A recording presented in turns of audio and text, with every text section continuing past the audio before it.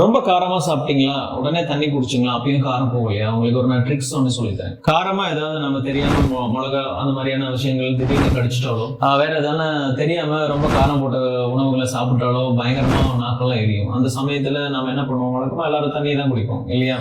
So அதை பண்ணாதீங்க. அப்புறம் எப்படி காரம் போக்குறதுன்னு கேக்குறீங்களா? நான் சொல்ற விஷயங்கள் மட்டும் பண்ணுங்க.